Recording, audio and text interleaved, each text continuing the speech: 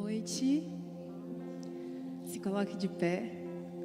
Eu te convido a ter o coração nesta noite cheio de esperança, cheio de certeza que a palavra do Senhor é poderosa, é viva.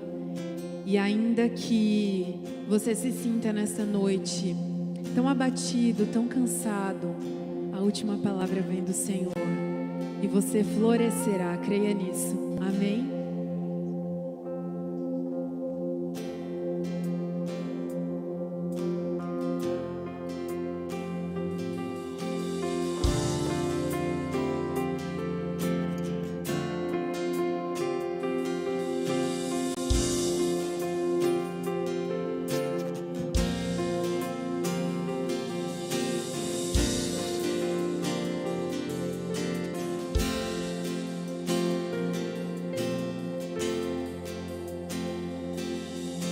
Cortaram a árvore cheia de vida, cortaram, e os frutos que ela produzia se acabaram.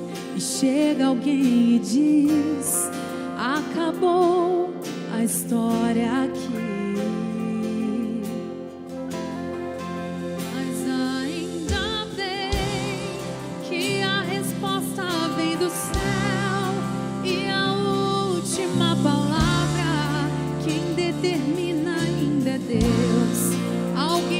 Só restou raiz, mas Deus diz: tem vida aí, e eu vou restituir.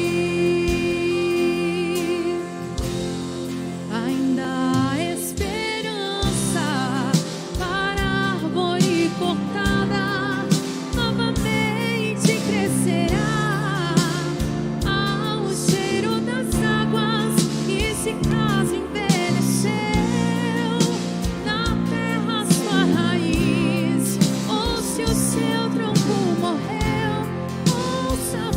de Deus que diz: ainda há esperança, a alegria vai chegar e tudo novamente irá voltar ao seu lugar. A água já está presente e vai começar a regar. Vai ser tão lindo o testemunho que você irá contar. Fui uma árvore cortada, mas ao cheiro das águas, e Deus minha vida restaurar. Mas ainda bem que a resposta vem do céu, e a última palavra quem determina ainda é Deus. Alguém diz: só restou raiz, mas Deus diz: tem vida aí, eu vou restituir. Ainda há esperança para a árvore cortada, novamente crescerá ao cheiro das águas, e se caso envelheceu na terra sua raiz, ou se o seu fruto morrer, ouça a voz de Deus que diz: ainda há esperança, a alegria vai chegar e tudo novamente irá voltar ao seu lugar. A água já está presente e vai começar a regar. Vai ser tão lindo o testemunho que você irá contar. Eu fui uma árvore cortada, mas ao cheiro das águas, Deus minha vida restaurar. Restaurou meus sonhos, restaurou a minha fé, e sobre a minha saúde Ele me colocou de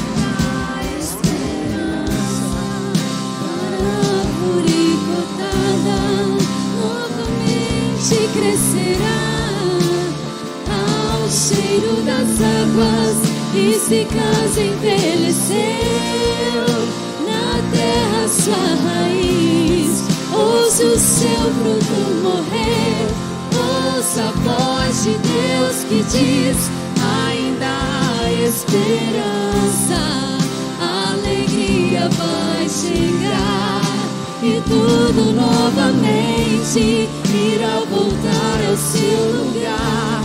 A água já está presente e vai começar a regar.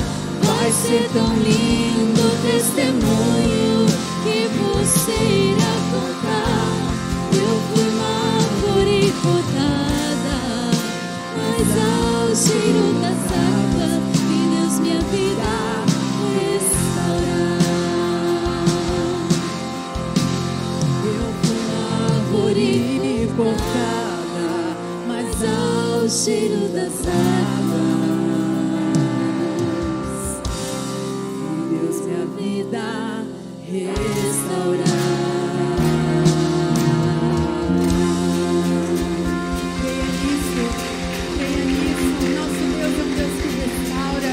Deus que cura e faz nova todas as coisas.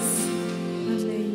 Aleluia. Você pode colocar a mão no seu coração nesse momento. Eu quero orar com você, porque muitas vezes nós chegamos nesse lugar com sentimento de poda. Chegamos nesse lugar com o sentimento de estarmos desconectados, e parece que perdemos a alimentação, a nutrição que vinha ao nosso coração. Então coloque a mão no seu coração como símbolo de que é esse lugar a residência de muitas das suas emoções, sentimentos que você traz no seu coração hoje, dizendo: não é possível, para mim acabou. Mas eu quero dizer para você que essa noite a última palavra não é sua, a última palavra não é do médico, a última palavra não é da pessoa que você confiava, a última palavra não são das pessoas investidas de autoridade próximas a você, a última palavra é de Deus. E se Ele diz que hoje Ele vai fazer essa árvore ser restaurada, então significa que é Ele quem está fazendo.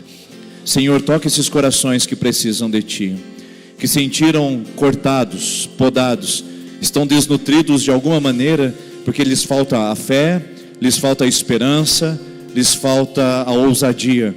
Então, Senhor, nós pedimos em nome de Jesus que a Tua presença e o Teu Espírito Santo, que já chegou nesse lugar muito antes do que nós estivéssemos aqui, venha aí encher esse coração de fé, de convicção, e que o Senhor mude esse ambiente, mude esse lugar, comece a alterar, ó Deus, a estrutura desse lugar, que não seja apenas mais um culto, mais uma noite, mais uma terça da esperança, que não seja mais um louvor, mais uma pregação, mas que o Senhor mude o ambiente desse lugar, com a presença que vem do alto, uma presença que transforma, que restaura, que levanta os abatidos, que anima os que estão caídos.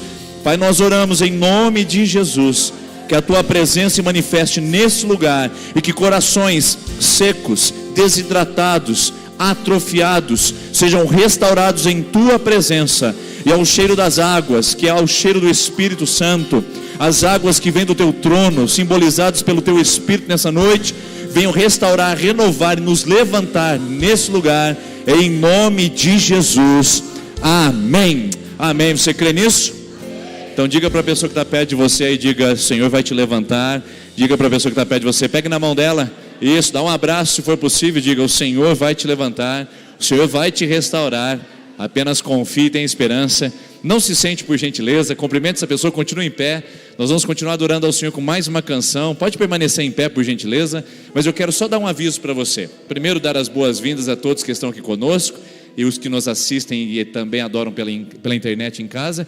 Mas agora a gente está chegando no final do ano e eu preciso dar um aviso sobre os nossos horários de atividades. Então, tem pessoas que estão perguntando: como é que vai ficar o final do ano, pastor? O Natal, o Ano Novo? Então aí está no telão os nossos horários, tá bom? Os nossos horários são colocados aí para você poder se organizar. No domingo do dia 25, a gente só tem a celebração das 19h30, porque as pessoas vão passar a noite, né, a ceia, e vão ali acordar à tarde. Então nós teremos apenas a celebração das 19 horas. Obrigado. Eu falei 19h30? Não, eu tenho certeza que eu falei 19 horas, estou brincando. 19 horas, tá bom? Só das 19 horas. E aí, No domingo também do dia 1º, só às 19 horas, tá ok? Então, tanto o dia 25 de Natal como o 1º Ano Novo, apenas às 19 horas no domingo. E na terça, pastor? A terça, nesse período de festa, nós não teremos a nossa celebração aqui. Então você vai se organizar agora, até a gente não vai começar a campanha aqui, porque já vai interromper. Hoje nós teremos apenas um momento de oração com quem já está em campanha, mas no dia 27 e depois no dia 3, nós não teremos a celebração da terça. Voltamos normalmente depois, na semana seguinte, já com os 12 dias de oração pelos 12 meses de celebração. Já começa a se preparar, porque já está chegando a fase onde a gente consagra os nossos 12 meses também do ano de 2023, que já está aparecendo aí na esquina, tá bom? Então se organize aí, a nossa secretaria fecha a partir do dia 19 e retorna no dia 9. Então nesse período aí a gente fica também com a secretaria fechada, mas as nossas celebrações de domingo continuam apenas com essa mudança, tá bom? Convido você a se organizar e vir participar conosco. E se você veio preparado hoje para devolver seu dízimo e sua oferta, através dessa próxima canção nós fazemos isso, e eu queria que você fizesse isso com alegria, com motivação, porque é o Senhor que faz isso no seu coração. Enquanto cantamos essa canção, você pode vir aqui à frente, devolver seu dízimo e sua oferta. Convido você a se colocar em pé e vamos fazer isso juntos.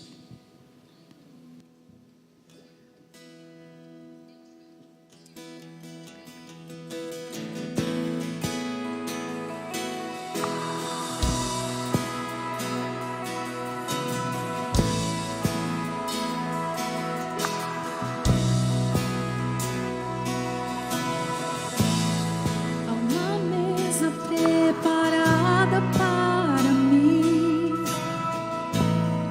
na presença dos que são contra mim. O seu corpo e o seu sangue derramou, assim que eu luto minhas guerras.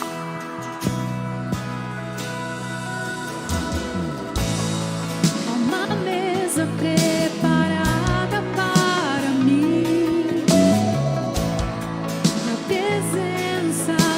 que são contra mim. O seu corpo e o seu sangue derramou, assim que eu luto minhas guerras.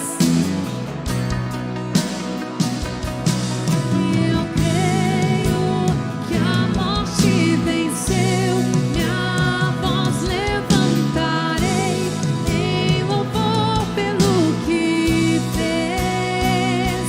Assim que eu luto minhas guerras, assim que eu luto minhas guerras, assim que eu luto minhas guerras, é assim que eu luto minhas guerras, assim que eu luto minhas guerras, assim que eu luto minhas guerras, é assim.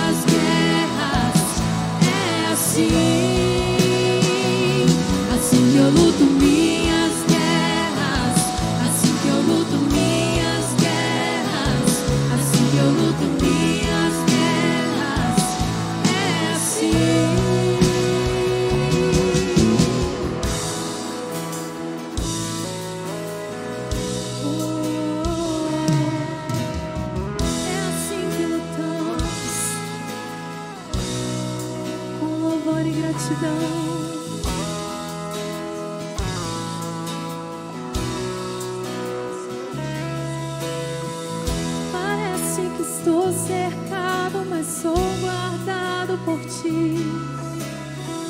Parece que estou cercado, mas sou guardado por ti. Parece que estou cercado, mas sou guardado por ti. Parece que estou cercado, mas sou guardado por ti. Parece que estou cercado, mas sou guardado por ti. Parece que estou cercado, mas sou guardado por ti. Parece que estou cercado, mas sou guardado por ti. Parece que estou cercado, mas sou guardado por ti. Assim que eu luto minhas guerras, assim que eu luto minhas guerras, assim que eu luto minhas guerras, é assim. Assim que eu luto minhas guerras, assim que eu luto minhas guerras, assim que eu luto minhas guerras, é assim. Parece que estou cercado, mas sou guardado por ti. Parece que estou cercado, mas sou guardado por ti. Parece que estou cercado, mas sou guardado por ti. Parece que estou cercado, mas sou guardado por ti. Diga isso. Parece que estou cercado, eu sou por ti todo o tempo. Parece que estou cercado, mas sou guardado por ti. Parece que estou cercado, mas sou guardado por ti. Parece que estou cercado, mas sou guardado por ti. Somos guardados, oh, pelo Todo-Poderoso, aquele que não cochila, que nunca dorme, que está sempre vigiando os seus filhos, que está sempre protegendo. Oh, Pai, somos gratos pelo Teu cuidado, pelo Teu amor. Nos ensina, Senhor, a andar sobre as águas. Nos ensina a crer no poder que há em Ti, no poder que há em Tuas mãos. O que não encontramos em lugar nenhum, que só encontramos em Ti, em Tua presença, Deus. Oh, o alívio que encontramos somente em Ti.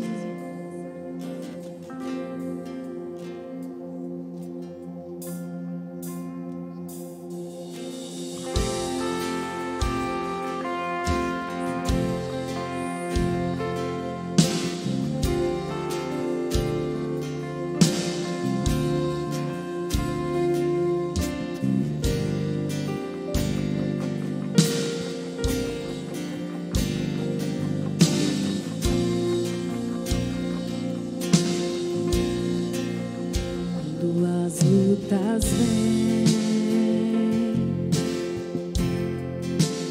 fortes como ondas no mar,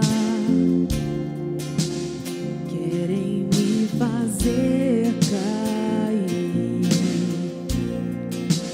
desanimar. Olha o meu coração, sem respostas pra me dar. Tudo que eu faço é esperar o Teu socorro.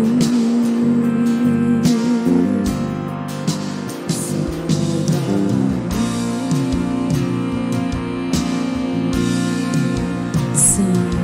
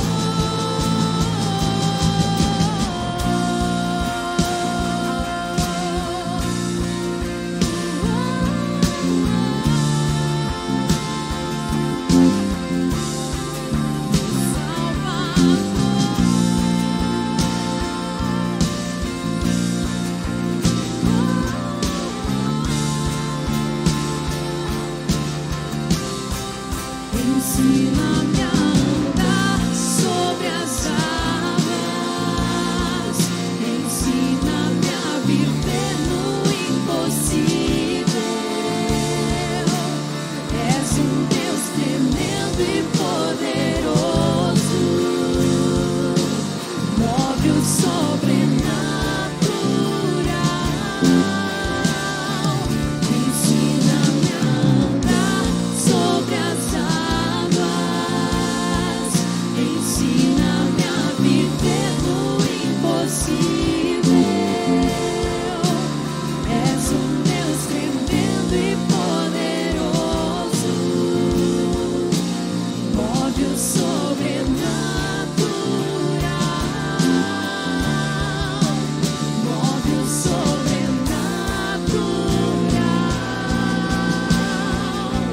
move o sobrenatural, move o sobrenatural. Ensina-me a andar sobre as águas, ensina-me a viver no impossível. És um Deus tremendo e poderoso. Peça isso, peça. Move o sobrenatural. Ensina-me, ensina-me a andar. Vem nos ensinar, ó Pai. Ensina-me a viver impossível. És um Deus tremendo e poderoso, move o sobrenatural.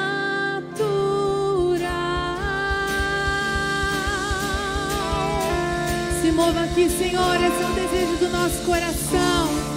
Oh, nós clamamos a Ti nesta noite. Vem, Senhor. Amém. Você pode se sentar.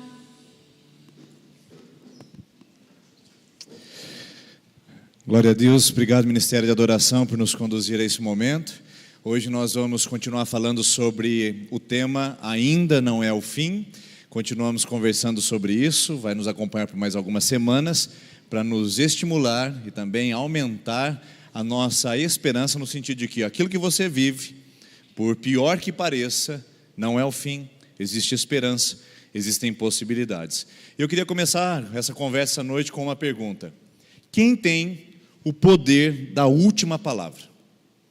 Quem é que tem o poder de definir e dizer, até aqui se vai? Geralmente é uma pessoa que tem grande autoridade, ou que domina o ambiente que está, ou reconhecida pelo seu poder naquela situação, no determinado espaço específico. Eu me lembro que um dia eu estava conversando com um amigo meu na sala da casa, e ele estava contando para mim a respeito da sua autoridade masculina dentro do lar, falando da sua atitude como homem, um macho alfa definitivamente. E eu fiquei ouvindo as conversas dele, ele contando as suas disposições, e ele comentou comigo que ali na casa dele, quem tem a última palavra era ele.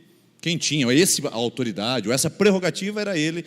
Então ele começou a se gabar disso.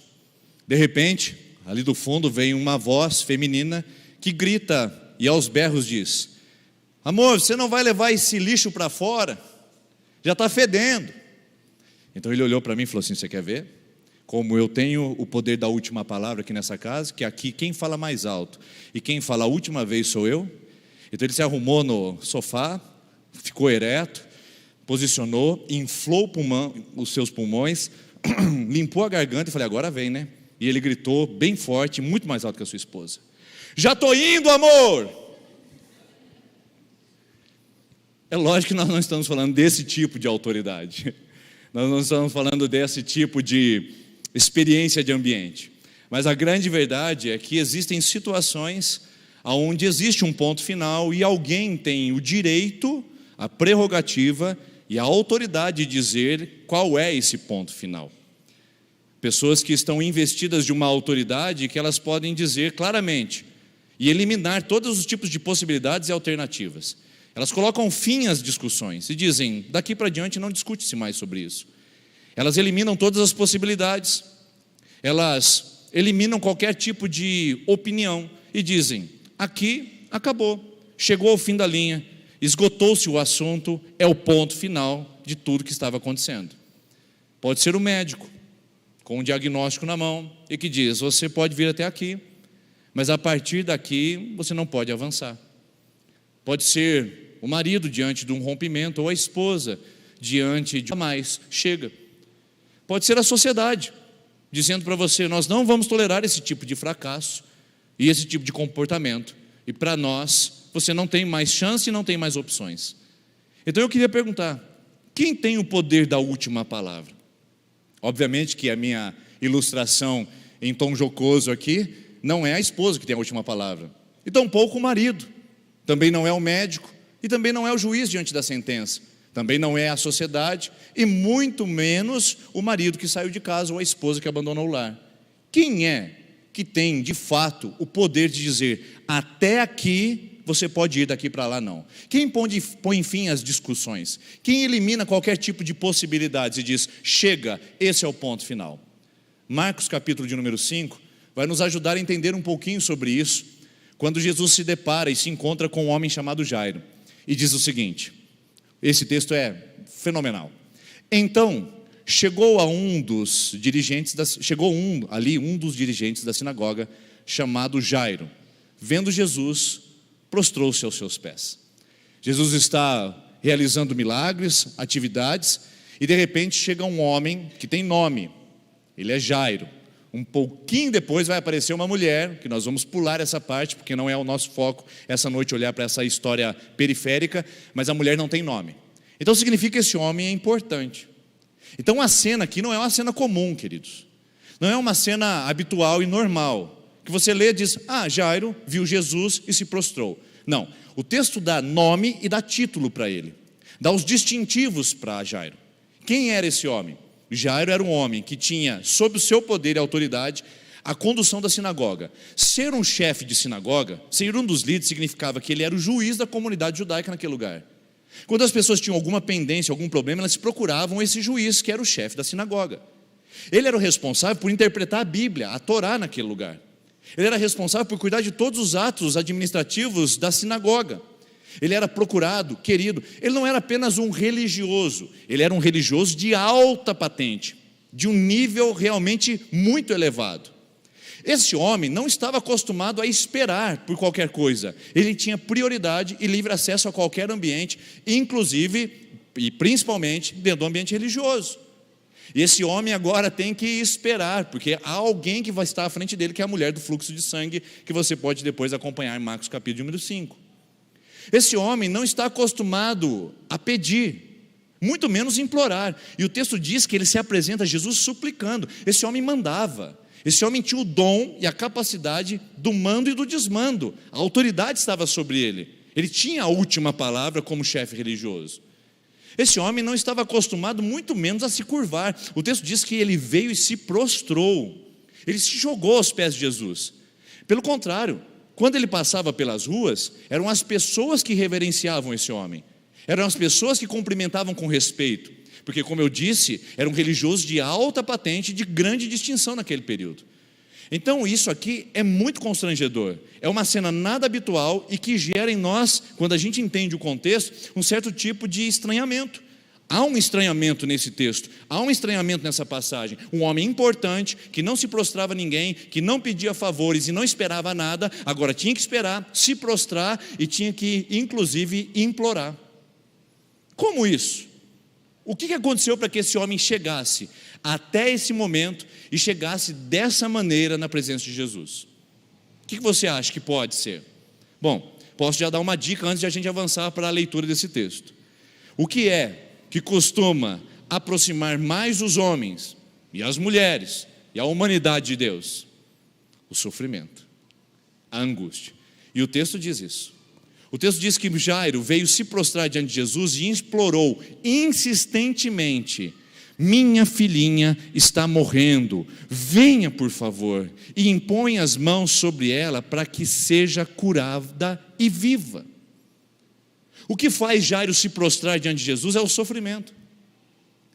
E não tem nada mais pedagógico na nossa vida do que um grande, poderoso e intenso sofrimento.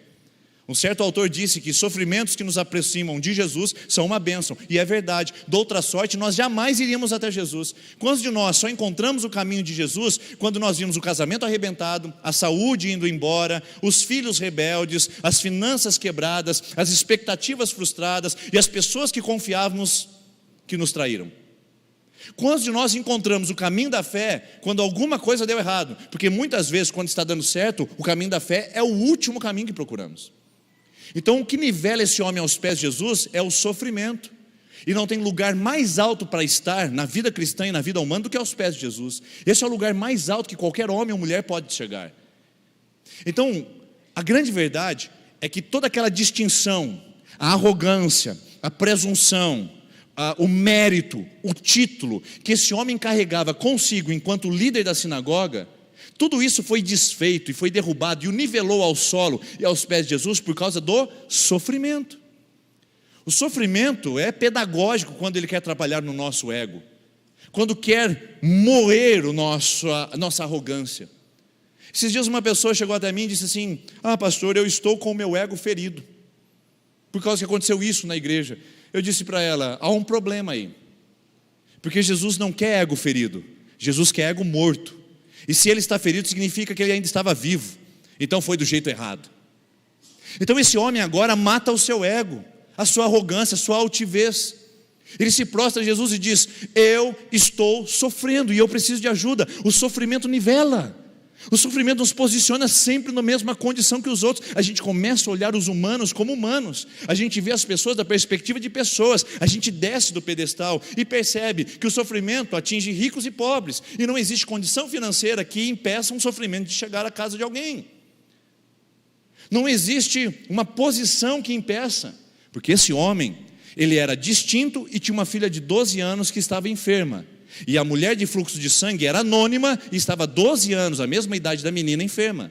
Anônima e distinto ocupam o mesmo lugar nessa cena para mostrar que o sofrimento não bate à porta dos mais ricos e nem na porta dos mais pobres. O sofrimento não bate na porta dos adultos ou também só das crianças. O sofrimento não bate à porta apenas de mulheres ou apenas de homens. O sofrimento bate à porta da humanidade. E se você é humano, bem-vindo ao time. E a angústia, a tribulação e o sofrimento nivela o nosso coração, nos coloca aos pés de Jesus e diz: é aqui que eu preciso estar, é aqui que eu preciso ficar. Antes eu confiava no meu dinheiro, agora eu confio em Jesus. Antes eu confiava na minha distinção, agora eu confio em Jesus. Antes eu confiava nas pessoas que diziam, que iriam me ajudar, que iriam me ajudar, mas que agora viraram as costas para mim. Agora eu confio em Jesus.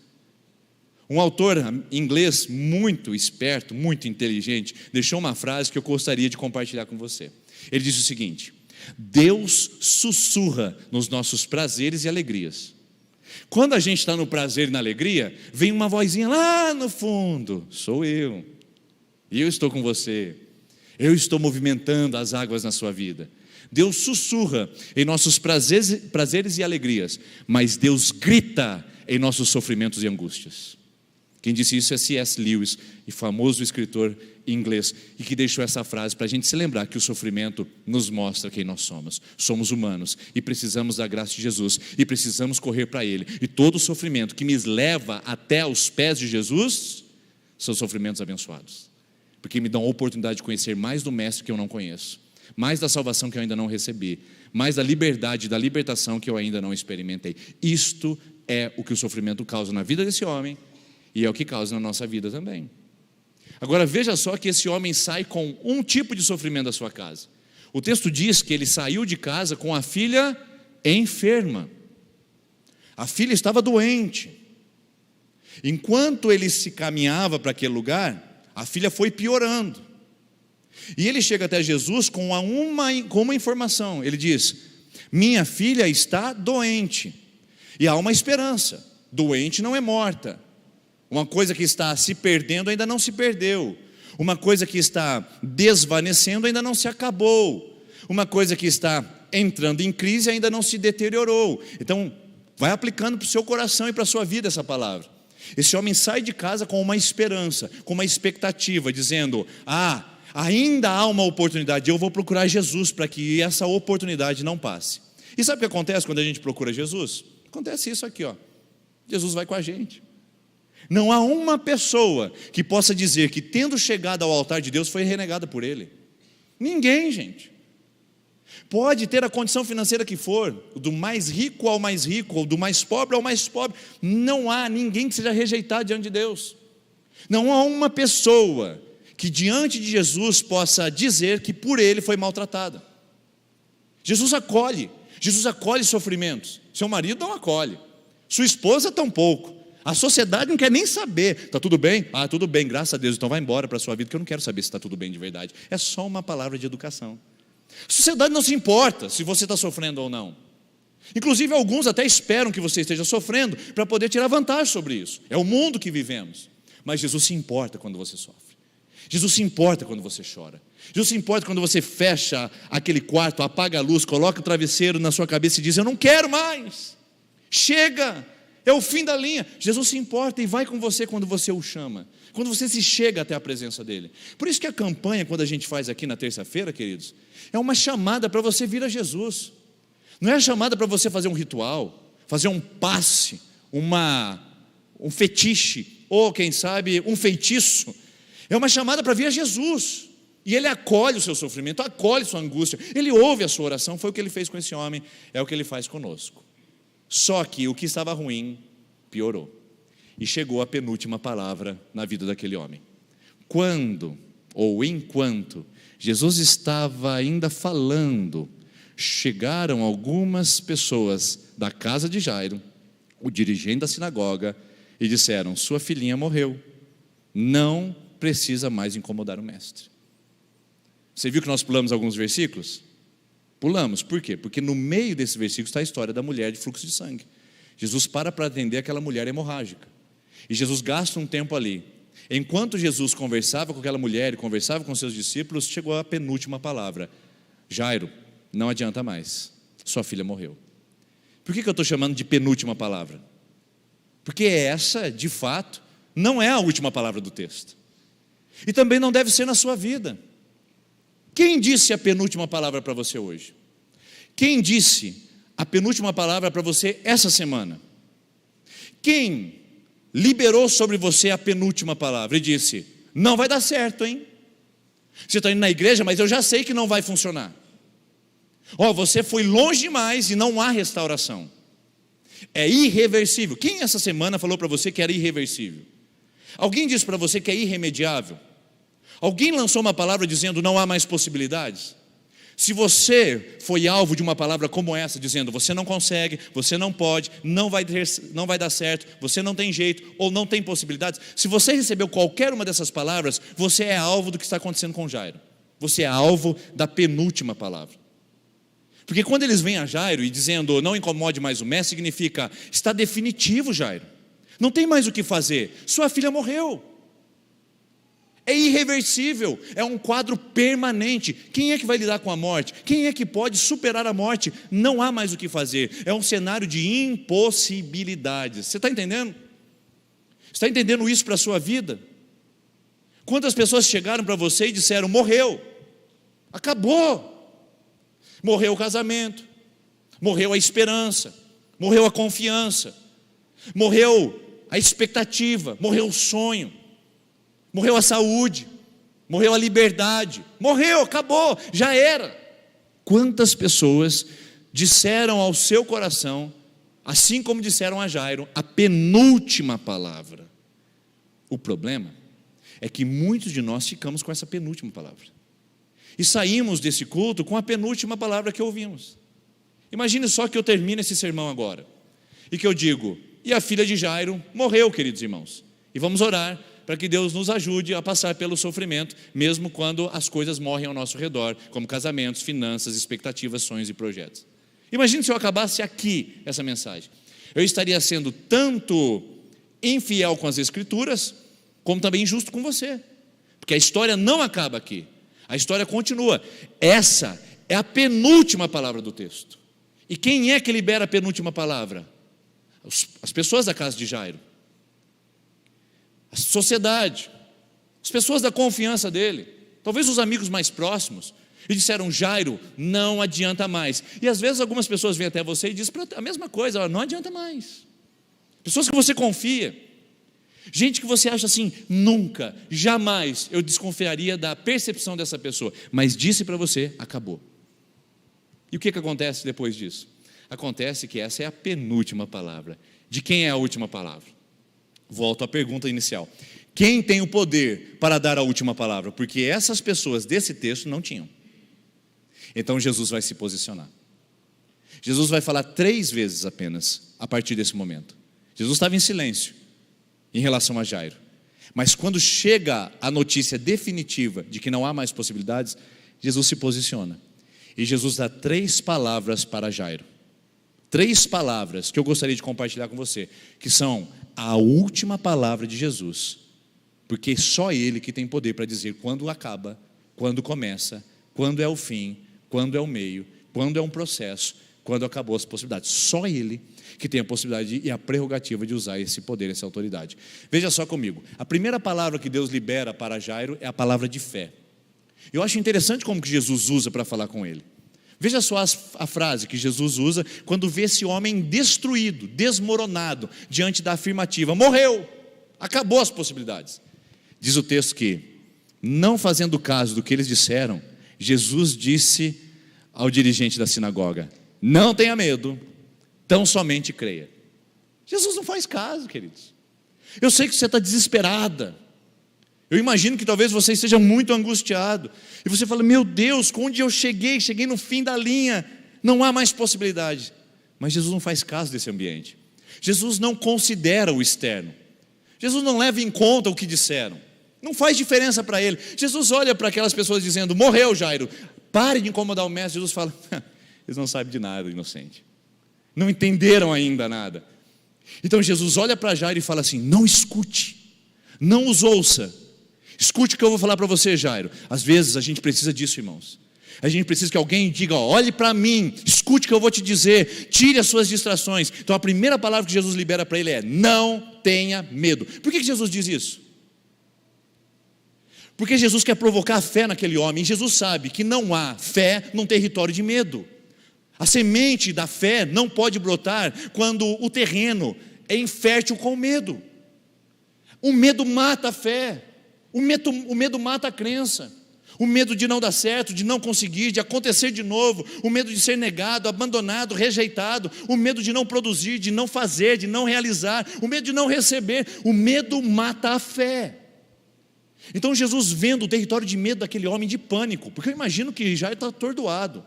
Como você ficaria diante de uma notícia como essa? Não adianta mais, sua filhinha morreu. Jairo está perdido. Jesus o agarra talvez pelos braços e diz: olha para mim, não se desespere, não tenha medo, porque a fé não surge em terreno que tem medo. Jairo, não temas. E Jesus fala para você hoje: não tenha medo, porque no seu medo a fé é sufocada. No seu medo a crença, ela é asfixiada. Por isso que precisa rejeitar. Só negando o medo e rejeitando é que nós vamos encontrar um território de fé, onde a gente vai estabelecer palavras, atitudes e comportamentos que condizem com a esperança em Cristo, e não na esperança com o mundo ou das notícias e as penúltimas palavras que eles liberam sobre nós. E a segunda palavra que Jesus libera é: não tenha medo, tão somente creia. Olha que interessante. Por que ele diz assim, somente creia? Porque é uma atitude em direção às várias possibilidades que Jairo tinha. Jairo podia apegar-se às emoções naquele momento. Jairo podia se apegar aos amigos naquele momento. Jairo podia se apegar ao desespero. Jairo podia se apegar às distrações naquele momento. Jesus fala: elimine as outras possibilidades, Jairo. Você só precisa crer. Você só precisa confiar. Então eu queria aplicar isso ao seu e ao meu coração, porque muitas vezes nós temos uma crise, um conflito para resolver, e temos a penúltima palavra que pesa sobre os nossos ombros. E aí a gente começa a tentar se agarrar em alguma coisa periférica, que não é a fé. A gente tenta se agarrar a alguma coisa que orbita em torno daquilo que chamamos de esperança, mas que ainda não é a fé. É o meu gerente, é aquele tratamento, é aquela pessoa, é aquele relacionamento, é aquela mudança. é aquele trabalho. A gente começa a se apegar em alguma coisa periférica à fé, que nos dê algum motivo para continuar caminhando. Você já não se sentiu assim? Não faz sentido isso para você? Quando Jesus olha e diz assim: ei, você está se apegando a muitas coisas que são paralelas e são distrações. Tão somente creia, elimine as outras possibilidades e creia na minha palavra, creia no que eu vou dizer para você. Então, num território que produz fé, primeiro, eu preciso eliminar o medo. Segundo, eu preciso eliminar as outras possibilidades. A fé é o primeiro recurso. Jesus é o primeiro recurso, não é o último. Eu vou testar isso, vou tentar aquilo outro. Se não der certo, eu vou a Jesus. Não. A fé é o primeiro recurso. Ela ignora as palavras, ela é surda para as penúltimas palavras, porque ela está num território onde elimina o medo e estabelece sua fonte de confiança e o seu foco em Jesus. Aí aquele homem recebe essa palavra e diz: ok, não vou ter medo, vou crer. E então eles vão para a casa de Jairo. E o texto diz: não deixou ninguém segui-lo. Quando Jesus entra na casa daquele homem, Jesus não deixou ninguém segui-lo, senão Pedro, Tiago e João,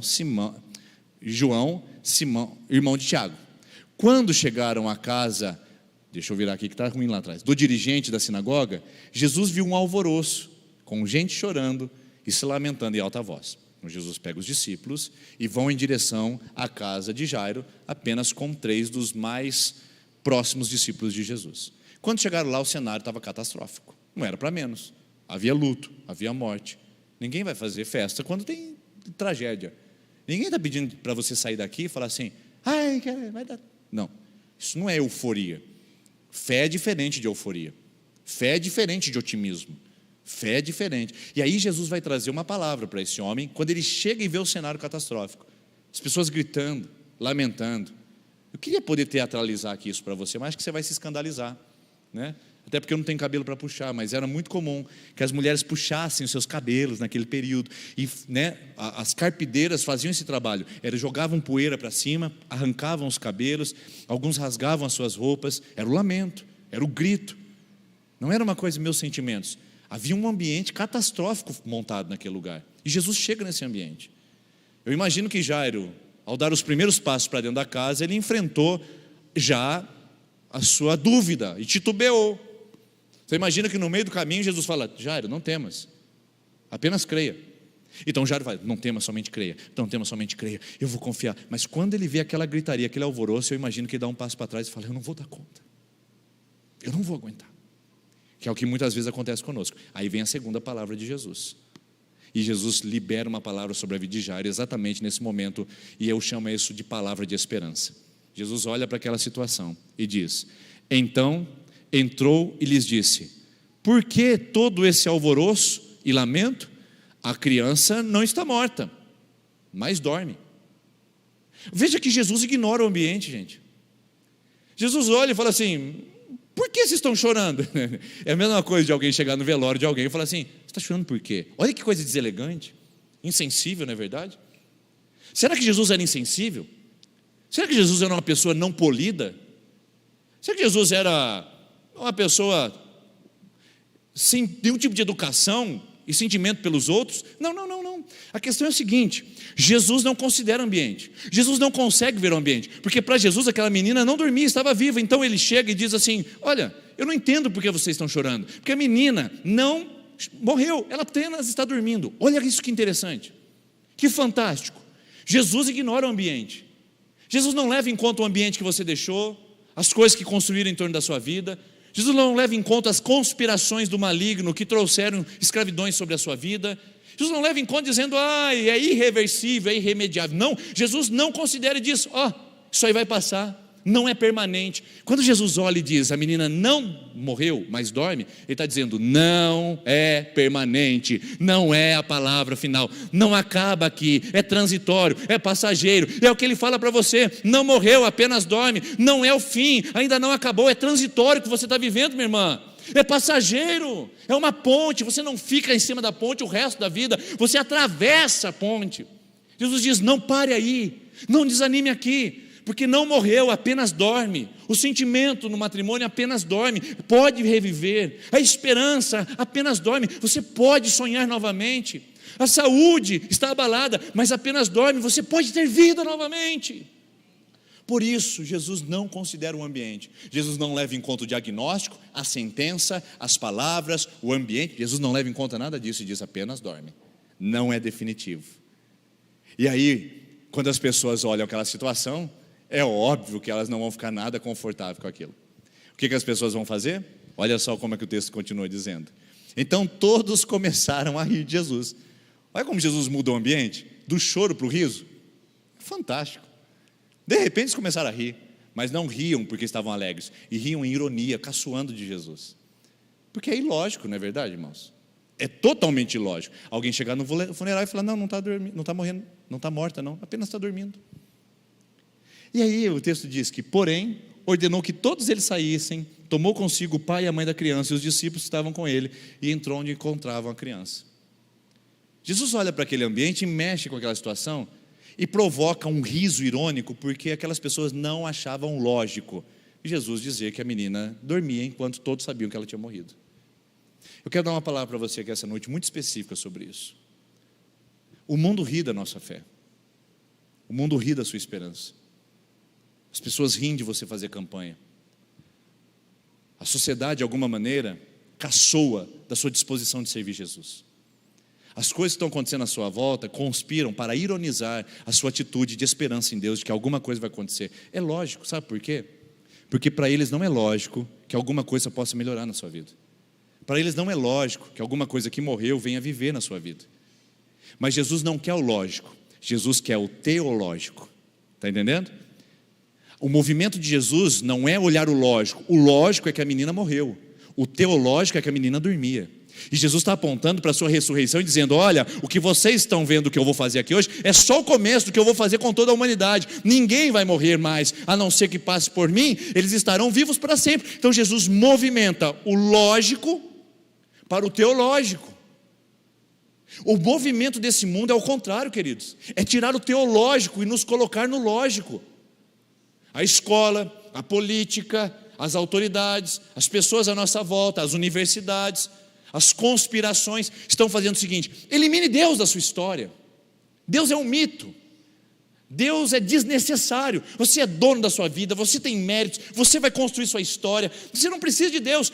Esse mundo que vivemos, ele move-se do teológico para o lógico. Eles eliminam o teós, eles eliminam o Deus do lógico, eles colocam apenas o racional, o comparável, o comprovado, o científico, o explicável. Mas Jesus diz, não, comigo não é assim. Eu movo do racional para o surpreendente, para a fé, para o sobrenatural. Então por isso que a fé não se explica. A fé é algo que se baseia naquilo que não é natural. Não é natural você acreditar que um casamento pode restaurar. Não é natural você pensar que o marido pode se transformar. Não é natural você pensar que alguma coisa pode mudar na sua casa, que o seu filho pode se converter, que a sua vida pode mudar, que Deus pode te salvar e te perdoar dos seus pecados. Não é natural e nem deve ser, porque isso é trabalho sobrenatural, é trabalho de Deus. É o movimento do lógico para o teológico.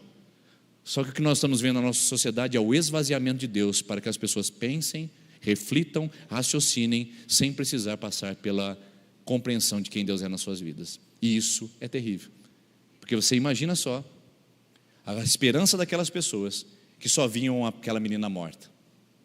Mas imagine a esperança no coração de Jairo, quando Jesus diz, não morre, dorme. É muito melhor andar com Jesus, queridos, porque se você eliminar Deus do seu para-brisa, da sua perspectiva, a vida se torna cruel demais e insuportável. Eu vou repetir isso para você. Eliminando Deus da sua perspectiva, a vida é cruel demais e insuportável. E a última palavra? Não vou colocar a última. A última palavra é de Jesus, que se desdobra em 3. A terceira da última palavra que Jesus liberou é essa daqui, a palavra de autoridade. Então qual foi a primeira palavra? Palavra de fé. Segunda palavra, de esperança. Terceira palavra, de autoridade. Jesus olha para aquele ambiente e só Ele pode dar a palavra final. Só Ele pode pôr fim à discussão. Só Ele pode fazer a ironia se tornar uma coisa indevida. Só Ele pode dizer, chega! Só Jesus pode dar um basta. E Ele dá. Quando Ele olha para aquela situação, a menina morta, e Ele diz, tomando pela mão, lhe disse: Talita cumi, que em aramaico significa: menina, eu lhe ordeno, levanta-te. Essa é a palavra que liberta. Essa é a palavra que dá vida. Não é a palavra de um pastor, não é a palavra de uma pessoa, não é a palavra de uma gente de confiança, não é a palavra do gerente do banco que diz para você: deixa comigo que eu resolvo. Não é a palavra do marido que chegou no altar e disse: serei fiel. Não é a palavra das pessoas que disseram para você: estou contigo até debaixo da água. Não é a palavra desse mundo que tem o ponto final. Não é o que disseram. Tudo nesse mundo é a penúltima palavra, porque a última, só Deus quem possui, só Deus quem tem, só Ele que tem autoridade para liberar sobre a sua vida. Então Ele olha para a morte e diz: menina, eu ordeno, levanta-te. E assim Ele pode fazer na sua vida, assim Ele pode fazer na minha vida. Levanta agora, se põe em pé, não morreu, apenas dorme. E Jesus tem poder para colocar em pé aquilo que está destruído na sua vida, amém? Ele pode, com o poder e a autoridade que Ele tem. Por isso que Isaías 55, versículo 11 diz assim: assim será a palavra que sair da minha boca, não tornará para mim vazia, antes ela cumprirá todo o propósito pelo qual a designei. A palavra de Deus, ela vai e cumpre, porque a palavra de Deus tem autoridade. Em Gênesis capítulo 1, quando Deus vai criar todo o universo, a palavra de Deus diz: e disse Deus. Deus disse, a palavra criou todas as coisas. Então a última palavra é dele. Em Mateus capítulo 8, versículo 8, quando Jesus encontra um centurião, um homem de alta patente militar, que estava com um servo enfermo, Jesus encontra aquele homem diz: Senhor, não vá na minha casa, eu não sou digno que o Senhor entre na minha casa, mas diga uma só palavra e o meu servo será curado. Ele diz: Jesus, o Senhor não precisa ir, porque se a sua palavra for, o Senhor vai junto com ela. Porque Jesus é a palavra. João capítulo 1, versículo 1 diz: e o verbo estava com Deus, e o verbo era Deus. No princípio era o verbo, e o verbo era Jesus, queridos. Então Ele é a palavra, Ele é a autoridade, Ele é a fonte inesgotável de esperança, de fé, de poder. Ele tem poder para dizer para você o que é e o que não é, o que pode, o que não pode, o que é possível e o que para Ele vai transformar em possível apesar do impossível. Só Ele, só Ele. Ele tem a palavra, Talita cumi. Ele tem a palavra, menina, levanta. E o que você quer colocar hoje diante dele? Para pedir a Jesus: Senhor, libera a tua palavra. Senhor, libera a tua palavra sobre a minha vida. Porque eu afastei o medo, liberei as distrações, e o território que brotou essa noite é fé. Eu vim para essa igreja destruída, judiado, mas hoje meu coração está tomado de fé. Senhor, há uma esperança. Eu achei que não dava mais certo, eu achei que não tinha mais alternativas, mas eu ouvi que o Senhor dá esperança para aqueles que acham que já morreu.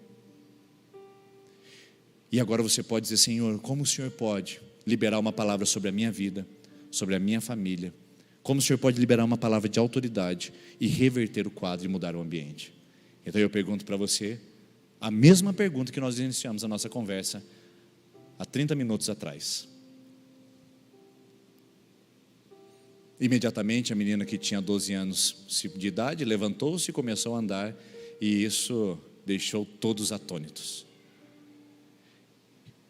A pergunta que eu quero fazer para você é o seguinte: quem tem o poder da última palavra? Quem de fato pode dizer isso? Porque veja só, a penúltima palavra disse que a menina tinha morrido, e a última palavra devolveu a menina ao seu pai. Lembra do ambiente? Quando Jesus chega na casa, como é que estava o ambiente, queridos? Uma desgraça, uma catástrofe, uma tragédia. Jesus entra no ambiente e as pessoas começam a rir, caçoando e ironizando a atitude de Jesus. Mas quando Jesus sai daquele lugar, as pessoas ficam assim: oh, o quê? Como assim? E eu fico olhando aqui para o seu rosto essa noite, eu fico imaginando as pessoas olhando para você daqui um dia, uma semana, 2 meses, 10 anos, e olhar para você e falar: o quê?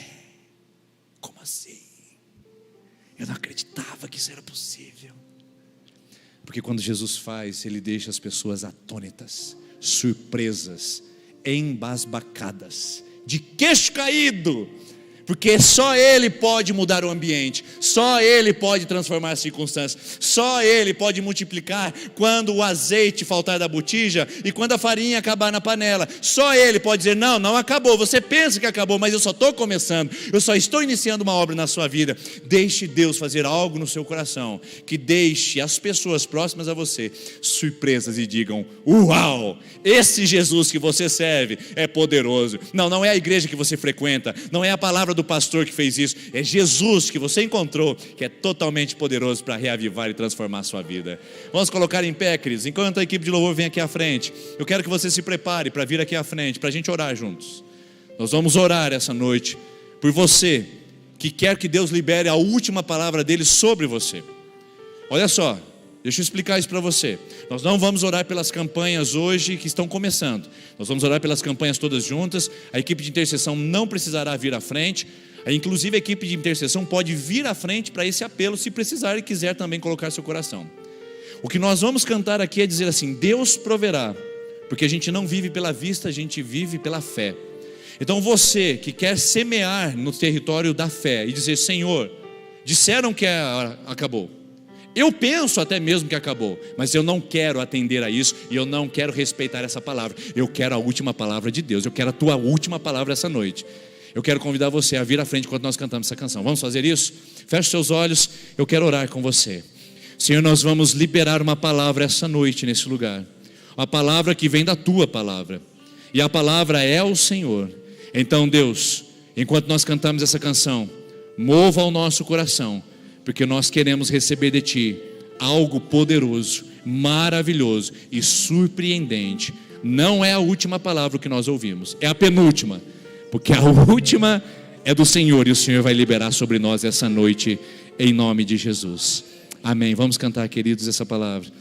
Vamos cantar essa mensagem. Vamos cantar a Bíblia agora com essa canção.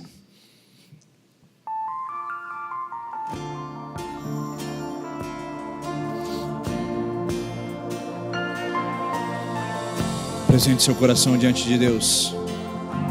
Diga: Senhor, eu quero isso em minha vida. Eu posso até estar aflito, mas nunca derrotado. Olha só. Eu posso até chorar. Escute isso. Eu posso até sofrer, mas o amanhã virá, e a minha fé será. Sim, Deus responde. Deus responde. E o meu Deus não falha.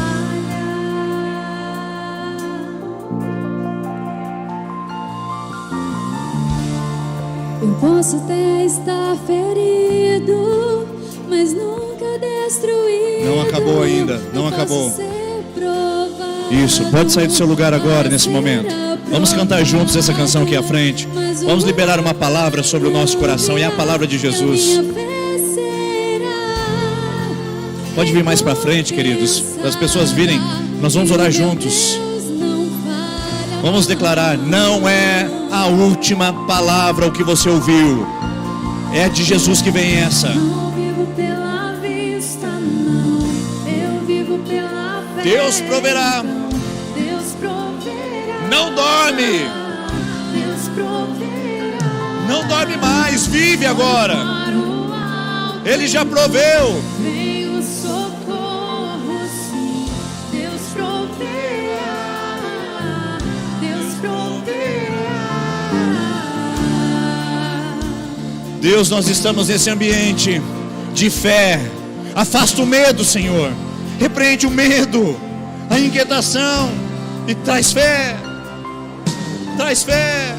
Eu posso até Traz fé. estar ferido, mas nunca destruído.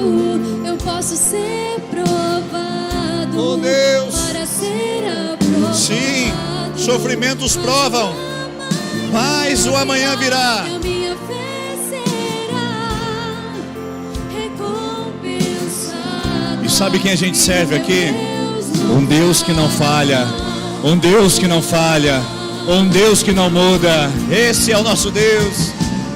Não vivo pela vista, não, eu vivo pela fé em Veja vivo, Deus proverá. veja em pé, veja restaurado, veja transformado, não veja destruído, não veja acabado, não veja aniquilado, não veja isso. Viva pela fé, desperte a fé. Sim, Deus, o Senhor proverá, o Senhor proverá. Eu vivo pela vista, não, eu vivo pela fé, então Deus proverá, Deus proverá. Olho para o alto, então vem o socorro, sim, Deus proverá. Agora escute isso, que Deus proverá sobre a sua vida. Quando o azeite da botija faltar, Ele proverá. Ele se responsabiliza por isso. Descanse nessa promessa. Descanse nesse propósito. Descanse nesse Deus que tem em suas mãos o poder para prover sobre a sua vida e prover sobre o seu coração. Deus proverá quando o azeite e a farinha faltar, quando a minha força se esgotar. Deus proverá, Deus proverá. Mesmo cego me faz enxergar, mesmo falho me faz andar sobre as águas. Deus proverá. Declare isso. É uma palavra de fé, queridos. Nós estamos liberando isso para o nosso coração que está amedrontado. Ei, não temas, crê somente. Não tenha medo do amanhã. Não tenha medo. Deus proverá. Estamos nas mãos do Deus que rege o universo. Ei,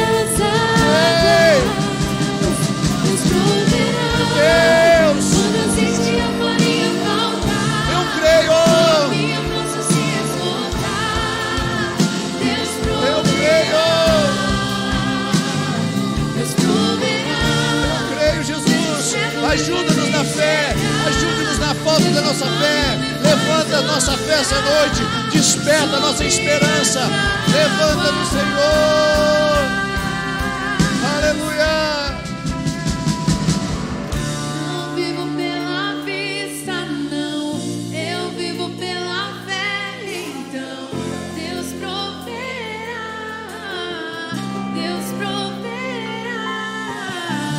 Olho para o alto, então vem o socorro, sim, Deus proverá, Deus proverá. Eu quero orar por você nesse momento. Se você sente que alguma coisa está morrendo na sua vida, vagarosamente, gradativamente, e ainda está no seu lugar, eu quero convidar você a vir à frente. Não é porque aqui na frente tem algo especial, é porque você está respondendo a um chamado de Deus para dizer: sou essa pessoa que preciso me prostrar aos pés de Jesus. Senhor, eu oro por esses e essas que entenderam que essa noite tem uma penúltima palavra sobre a vida deles. Mas é a penúltima, porque vieram aqui destruídas, vieram aqui angustiados, vieram aqui sem perspectivas, mas a tua palavra despertou, a tua palavra levantou. Então disseram: eu vou até esse lugar, eu vou ouvir o chamado de Jesus, e eu vou suplicar o milagre dele, nisso que eu considero que ainda há solução. E mesmo para aquilo que essa pessoa disse que não há mais solução, o que outras pessoas disseram, não há mais possibilidades, nós ainda continuamos confiando, porque só o Senhor que vai dizer não há mais possibilidade. Isso pertence a ti. A autoridade está no teu nome, a autoridade está na sua palavra. Então, Senhor, essa noite nós repreendemos a falsa crença, nós repreendemos a penúltima palavra, nós repreendemos o medo e a insegurança, nós repreendemos as palavras que foram liberadas e que trouxeram dores e aflições, porque são penúltima. Nós liberamos a palavra de fé, nós liberamos a palavra não temas, crê somente. Nós liberamos aqui a palavra de esperança, não morreu, apenas dorme. E nós liberamos a palavra de autoridade, levanta! Levanta em nome de Jesus. Levanta o que está morto, levanta o que está destruído, levanta o que se quebrou, levanta o que se perdeu, levanta o que se acabou. Nós ordenamos pelo poder da autoridade do nome de Jesus. Senhor, libera a tua palavra. Uma palavra só, esse casamento será salvo. Uma palavra só, esse vício será destruído. Uma palavra só, essa história será transformada. Uma palavra só, ei, essa enfermidade vai embora agora. Em nome de Jesus, libera a tua palavra, libera a tua palavra. Você que está enferma, você que está enfermo, em nome de Jesus, seja curado agora. Palavra de cura, palavra de restauração, saúde de Cristo na sua vida agora. Libera, Senhor, libera a tua palavra sobre nós. Esse é o ambiente, esse é o lugar que o Senhor preparou. Muda a nossa história e deixa esse mundo surpreso com os testemunhos e o que dirão sobre o que o Senhor fez na nossa vida, para a glória do nome de Jesus. Amém. Você pode aplaudir Jesus. Aleluia, aleluia. Em nome de Jesus, a última palavra de Deus na sua vida é de vida e não de morte. Em nome de Jesus, Deus abençoe. Tenha uma ótima semana.